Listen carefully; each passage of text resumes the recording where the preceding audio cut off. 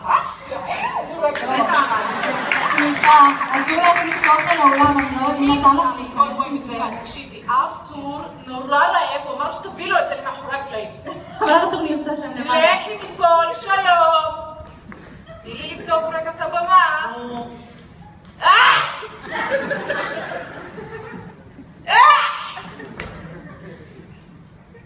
לא טוב.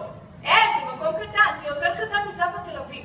זה לא יאכלס את עדר המעריצים שלי. תגידי, מה קרה לך? את שכחת את כל המופעים שהעלינו פה? אחים בדם, גריז, אחים בדם, מיקה שלי, אחים בדם, נכון או לא? את זוכרת איזה כיף? נכון, אתם הייתם קל. את זוכרת איזה כיף היה לנו כשאני לא שלמדנו פה? אין, אני הייתי הדנס קפטן של השכבה שלי.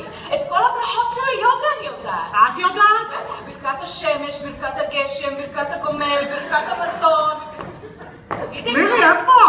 אני פתח אותה כמו את הורסת לי את הרפיוטיישן. יא, אבל את זוכרת איך היו לוקחים אותי למודל של התפאורת המצלבה? אני הייתי אז נראית טוב עם קצוץ, חבל על הזמן. עד היום יש לו מודל שלי בתוך המגירה, ליד החלבה. תגידי לי, על מה את מדברת?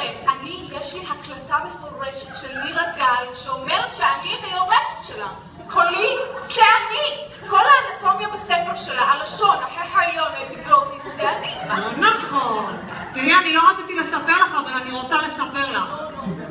המנהל האומנותי של בן צבי, זה אני הייתי אמורה להיות. תקשיבי טוב, הגענו לגמר. אני, ארתור, צביקה אדם, גילה אלמגור ומירי רגב. תקשיבי טוב, בסוף לקחו את ארתור, נכון או לא? אהבו אותו. איפה הוא? מה העניינים? לא, אבל תשמעי, באמת כל הכבוד להם, ללמוד פה מ7 בבוקר עד 11 בלילה בשביל תואר, ובסוף לצאת בלי תואר, זה חמור.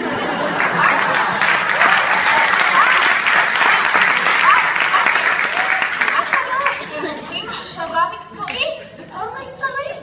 אין! אני הולכת למסעדה, אני יכולה לראות ישר מי בוגר בית צבי ומי נמצא פשוט, זה צ'יק צ'יק, אני יכולה לזור. או, הנה היא מתחילה את הסטאז'. אני מצטערת. זה לא מתאים יותר. קהל יקר, אני מתנצלת על ההפרעה. אנחנו נצא עכשיו להפסקה של כמה דקות. אתם יכולים לצאת להתרעננות בבופה.